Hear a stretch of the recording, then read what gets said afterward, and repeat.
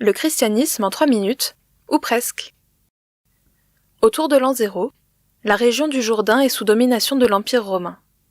C'est dans la petite ville de Bethléem que naît le personnage central du christianisme, Jésus. La vie et l'enseignement de Jésus sont racontés dans la Bible chrétienne du point de vue de 4 témoins, Matthieu, Marc, Luc et Jean. On appelle ces récits les évangiles, ce qui veut dire « bonne nouvelle ».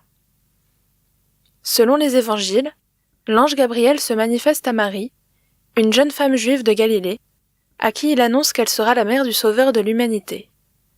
C'est à Nazareth que grandit Jésus, éduqué dans la foi juive par Marie et son époux Joseph.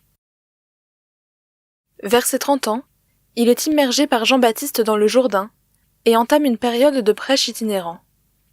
Il enseigne alors les foules, accomplit des signes miraculeux et annonce le royaume de Dieu, une nouvelle alliance entre Dieu et les hommes.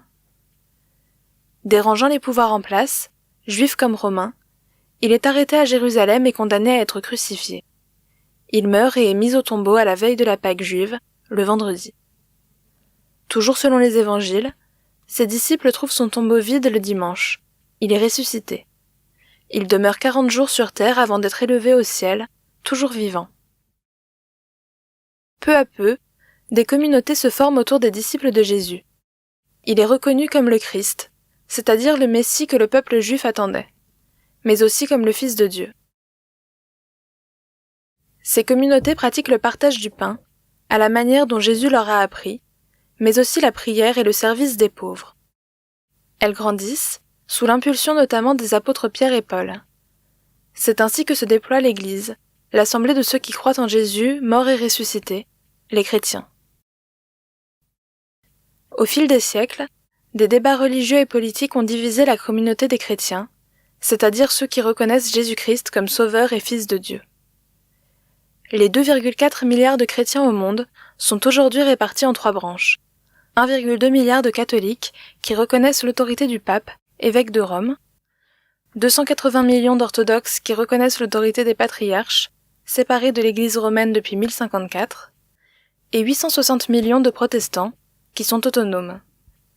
Ils sont issus de la Réforme, initiée au XVIe siècle par Martin Luther et Jean Calvin, dans un contexte de lutte contre les dérives de l'Église romaine.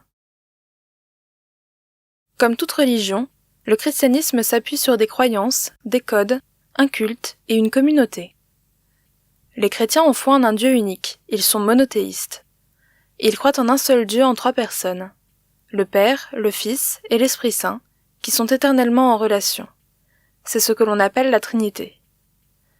Les chrétiens croient en l'incarnation, c'est-à-dire la venue dans le monde de Dieu le Fils, en la personne de Jésus-Christ, pour révéler aux hommes et aux femmes la miséricorde de Dieu. La vie des chrétiens est guidée par les 2 commandements donnés par Jésus. Tu aimeras le Seigneur ton Dieu, et tu aimeras ton prochain comme toi-même. Toutes les autres injonctions découlent de ces 2 commandements. Leur vie est rythmée par les sacrements, des rites sacrés par lesquels Dieu agit.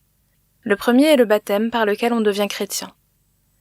De nombreuses fêtes ponctuent l'année. Noël fait par exemple mémoire de la naissance de Jésus, et l'Ascension mémoire de sa montée au ciel. La fête la plus importante est celle de Pâques, qui célèbre la résurrection de Jésus. Elle est précédée d'une période de 40 jours de préparation spirituelle, que l'on appelle le carême. Chaque dimanche, les chrétiens se réunissent pour prier ensemble et écouter des passages de la Bible.